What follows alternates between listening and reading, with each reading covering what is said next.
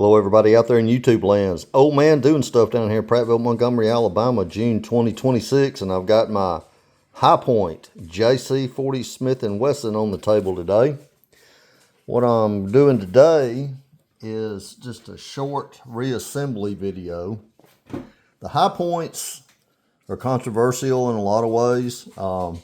They have a lot of good points and a lot of negative points, but they're very economical. They're the working man's pistol. I've had this 40 caliber for several years now. The newer 40 calibers that High Point's putting out is called the JCP. This is a JC. It's an older model. As you see, it's relatively simple. It has a fixed barrel. And it's really interesting to put it back together. If you ever have owned one or know anybody that owns one, it's not that difficult once you get used to it. You've got several little parts. This is the firing pin right here. And then this is the firing pin and spring right here. Which I think I'm going to have to call them and see if I can get this one replaced. It's a little crooked. And this holds everything in the back. And this is the little pin that you use a 3/32 small punch to take in and out.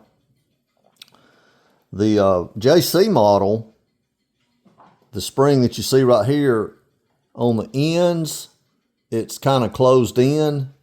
The newer 40 calibers have an insert, much like the Glocks and Smith & Wessons. So this is more of a simple version. So first thing you do, more or less, is you have to push the spring back inside. There's a hole down in here, right in this slot. You just stick it in there, it slides down really easy. And then you put your spring inside the firing pin. And then you just kind of drop them in there. You know, make sure that your little spring, as you can see right here, there's my firing pin, and the spring sets in there. You can move the spring a little bit after you've cleaned it and oiled it, and it'll, you know, verify that it's down in the slot or the round opening of the firing pin itself. So then you take this retainer, and this top head of it fits into right here, just like that. And then that pin goes into this hole. And the fun part is learning how to take this spring, and it just sits on top of this piece of metal right here. It's a flat piece of metal. Nothing, no bevel, no place for it to sit other than just on that. So basically, what I do is start working it in, touch the top, and then just slowly push it down. And you keep pushing, working it, balancing the spring where it doesn't pop out. And there comes a point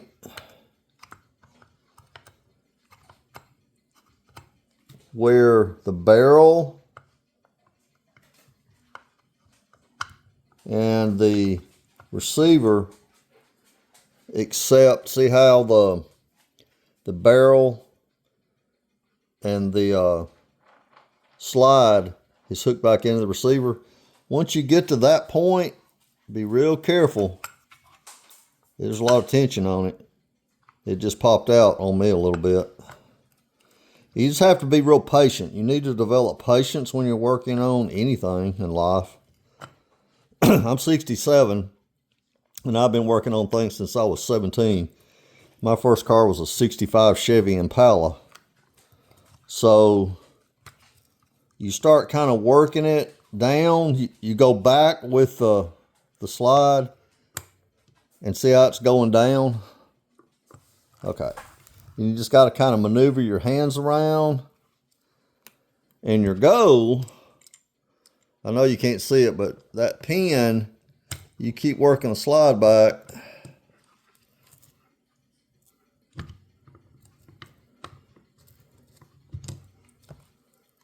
And the goal is you want that pin to drop in that hole.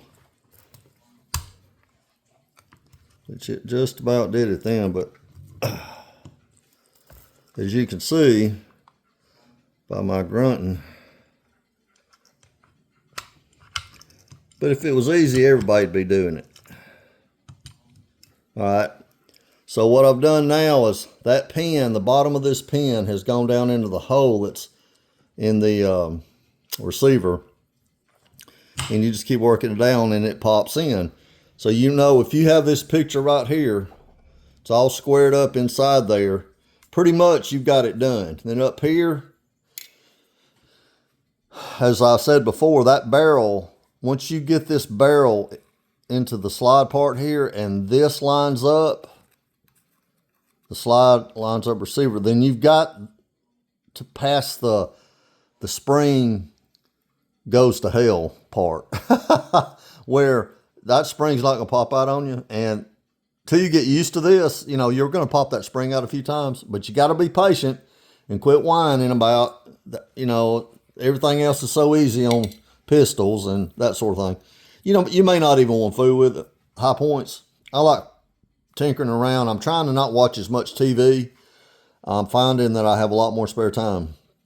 So at this point, what you want to do is you slide it back. Make sure you keep this pushed down a little bit. And your goal is to get it slide back and get this safety here, which doubles as your slide lock, to catch on. So, oh, hang on. Stand by. All right. She caught good. Well, she didn't catch. Hang on.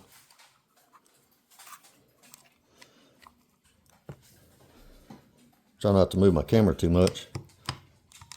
Take your safety off. There we go. There's a notch right here. A little notch cut out on the slide that this has to go into, and that's why it was popping back. I wasn't getting it up in there. And if you see right here, there, right behind the red dot, there's a hole. And to finish this up, you have to take this pin right here, put it back in there, and you tap it down until it's pretty much even in there. That finishes the cleaning process. Now, when you're taking it apart, of course, first thing you do is you have to take this pin out. So what I normally do is, first thing you can do, really basically, if you have a decent set of cloth underneath it, you can tap it down and get it where you need to put it. So take your pin, which is specially designed, you know, by High Point, more or less, for this pistol. And most all the pistols are like this. I don't know if they ever changed this or not, but after, you know, you get some time on these over the years, the pin, you know, fits in there pretty good, but it's still surprisingly tight. So you kind of want to find a piece of plastic, is what I do. I don't want to hit with my hammer too hard. This started in there pretty good.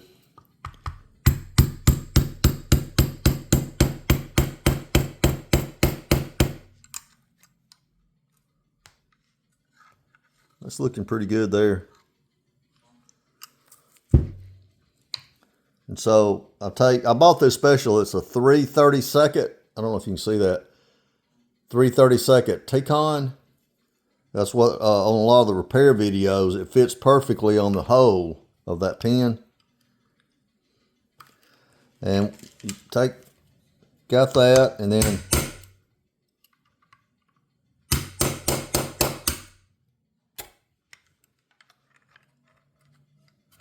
I might have did the wrong side. So you can go on the other side, pop it out like that. I'm losing a piece of my material that I use. This is gun tape. On the other side, I think I got too much oil on it. So that side right there is beat a little bit more. So we'll try it over here.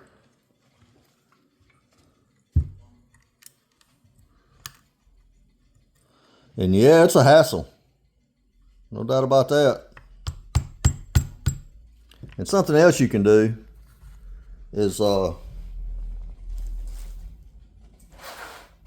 anything else in life, put you a little bit of oil in it.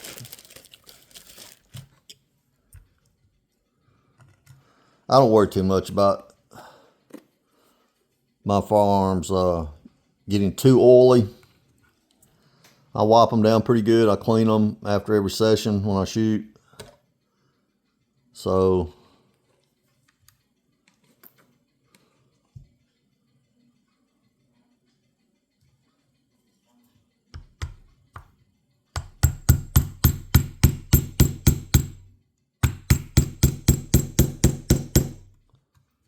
see if it'll do what it's supposed to. Yeah, see, it went in there that time easy.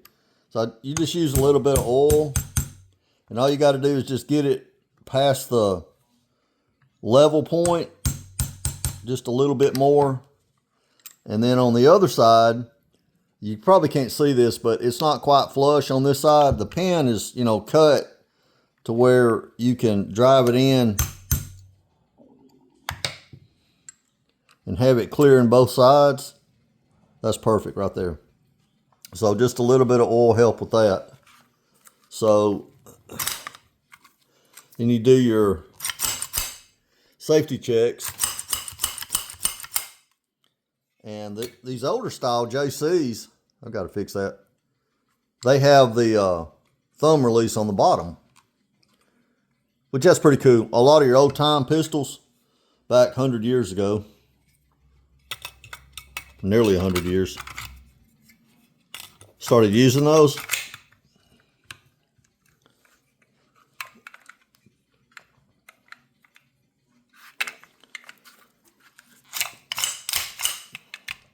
So everything's working good. I've got it like I like it. I don't dry fire much. I just take it to the range, and I keep this in my motorcycle. I have a 2006 Honda Silverwing with a big pocket on the left of the fairing. And, about once or twice a year, I take it out and clean it. I go shoot it a few times. It's just for the motorcycle. So I've got something in there if I need it. I like the high points. They're your very basic pistols. They do give a limited lifetime warranty on them that transfers from new owner to new owner. When you send them back to the manufacturer, you're going to have you got to send it through a FFL dealer, pay the shipping, that sort of thing. So I don't know if it's really actually even worth it, to be honest with you, to on this type of firearm. Usually what I do is you make a phone call and you talk to the people there at High Point. Now the 40 Smith & Wessons and the 45s are handled from a different location, different phone number, but you talk to whoever answers, and they're usually pretty knowledgeable, or if they're not, they'll put you in touch with a firearm guy, and you can tell him what it's doing. And if you can take it apart and the springs and all, they'll send you the parts for free, and you just do it yourself. I mean, I like that. So at any rate, you guys take care, and this is my little how to put it back together, and just some thoughts. The 40 caliber High Point. You guys take care.